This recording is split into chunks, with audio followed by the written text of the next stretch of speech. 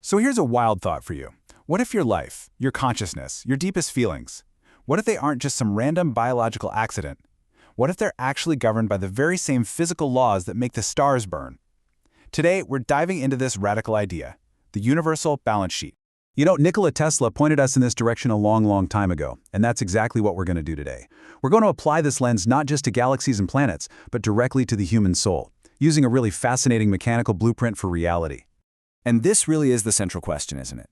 What if everything you go through, from your absolute best days to your absolute worst, is just a smaller echo, a kind of fractal reflection of a massive universal engine chugging along? Okay, let's start with something we've all felt. That crushing pressure of life, right? That feeling when you've absolutely hit rock bottom. Well, according to mechanical engineer Mukesh Vidyabushan Singh, we've been looking at this all wrong. That feeling of being compressed isn't a moral failure. It's not a sign you're weak. It is pure, unadulterated physics. Every bit of stress, every challenge, every single moment you feel squeezed by the world, it's just winding a spring inside of you. You aren't breaking, you're just storing up a ton of potential energy.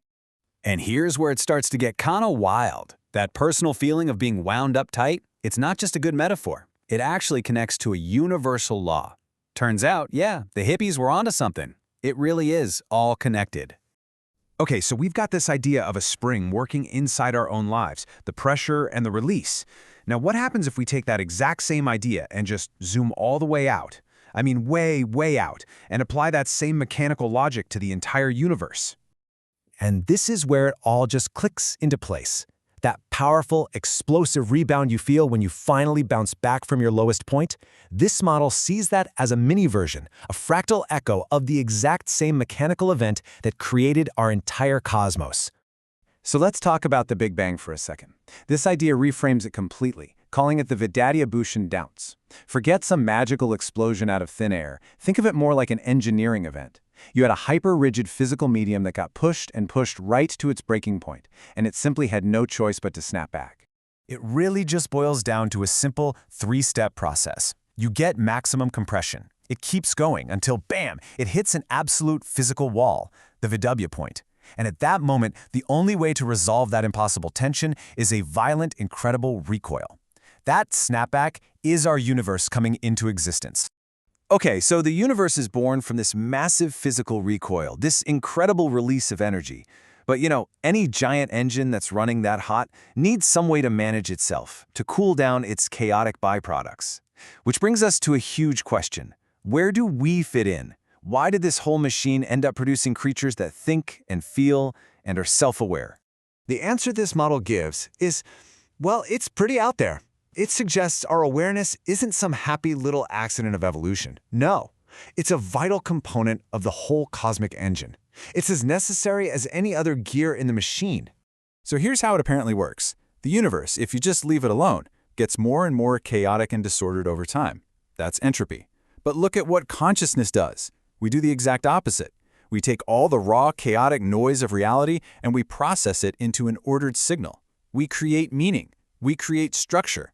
In a very real sense, we are the thermodynamic cooling system for the entire universe. So if our consciousness is part of this huge cosmic regulatory system, how do we understand how it's supposed to work? Well, like any good engineer will tell you, the best way to understand a machine is to look at its original design specs, its factory settings, before life puts all that wear and tear on it. And that pristine out-of-the-box state is called shunya. Now, don't think of zero as emptiness. Think of it as the perfect 0 point on a graph, the 0, 0, 0 coordinate. Imagine a state of mind with zero debt to the past and zero anxiety about the future, just pure, unfiltered presence in the now. That's our factory setting. That's the state of perfect potential most of us spend our entire adult lives trying to get back to. And if you want to see this in action, the perfect model is a newborn baby. A baby exists entirely at shunya. They're not worrying about their mortgage or replaying an awkward conversation in their head.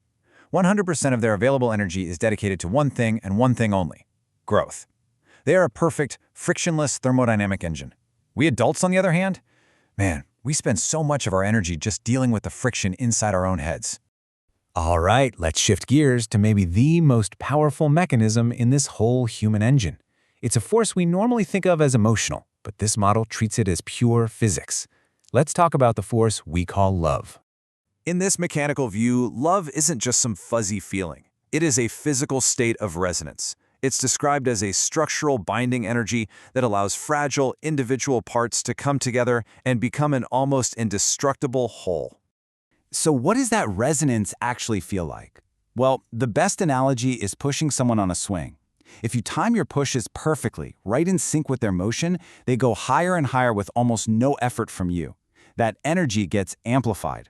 That's constructive interference, a resonant relationship. Now imagine pushing at all the wrong times. You're fighting the swing's momentum. You both get frustrated and you're totally exhausted in like 2 minutes. That's destructive interference. It's not a moral judgment. It's just a mismatch. It's just physics. And when you achieve that resonance, the source material has this amazing name for it, a human alloy. It's just like adding a little bit of carbon to iron to make steel. This bond lets people distribute the stresses of life across the entire structure, which makes the combined unit way, way more resilient than the individual parts could ever be on their own. So here's the bottom line. This cosmic blueprint is fascinating, but how do we actually apply it? How do we become the conscious operators of our own internal engines?